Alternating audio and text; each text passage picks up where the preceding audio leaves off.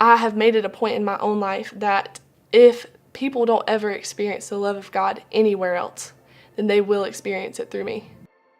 Using your relationships as the focal point is what really draws people in, because at this point a lot of people don't have an understanding of Scripture and of those words to have a value to them as much as they just need to be loved. When I was in middle school in 8th grade, my house had burned down and we lost everything. So approaching high school with my entire life upside down was already difficult enough, and to start over. So once we got a new house and things kind of settled back down, immediately after that my dad got diagnosed with cancer, and 11 months he was sick until he passed away at the end of my sophomore year. So in the midst of all of that, things were happening at school that were hard, just like every other normal teenager goes through, and then things at home were hard in its own secret ways, and no one would have known that I didn't have it together. When I share Jesus, I think back on the time in my life where there was physical death in my life. Like, my dad physically died, and it made me realize that everybody has their own version of death, whatever that looks like in their life. And what sharing Jesus is to see that there's something dead in someone's life that needs to be brought to life. The summer going into junior year, I found a relationship with Jesus for myself, and the compassion piece, or the seeing people like where they are. There was a girl that I had known since 4th and 5th grade and didn't really know. And I remember that I had posted something on Instagram about God after the summer, and she looked at me and said, "If I were to love Jesus, or if I were to get saved, would you love me that much?" I just remember that she would constantly bring up ways or statements where she realized I wasn't judging her.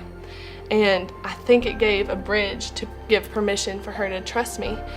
So a friendship started building, and at my church at the time, we had this thing where we would write on a board prayer requests, and then 2 people that we knew didn't know the Lord. So I wrote her name down. So people started praying over that board, and I would ask her to go to church, and sometimes she would say yes and not come, or flake and say she was on the way and didn't ever show up, things like that. And that's totally fine. Like, it's fine, because I knew that regardless of what she chose to do, that she was still the girl that God had shown me to go after.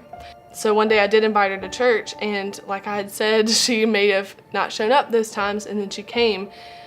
When the time that she did, Joel was preaching, and she raised her hand and went up to him afterward and said, "Your speech made me cry," but was radically redeemed and changed overnight with no understanding. And the coolest part was there was a secret place that she didn't know about, and where the board was. We called her there, and it was like a surprise party with all these people that had been around her, and we called her back to this board where her name was on it, and someone handed her a marker, and all we did was point to her name for her to mark it off herself, and everyone around her just cheered, started celebrating. They started celebrating what she didn't even know was happening. And it made it so real for me, and then for her too, that it wasn't just in a moment where this was a decision for her, but this was years, and these were moments before, and this was people praying for her that she didn't know were praying for her. I remember after that looking at her and thinking that that no one is too far gone, and no one is not worth going after, even if it takes years, even if you think that it's a lost cause, even in some moments, or that they will never be on that page with you.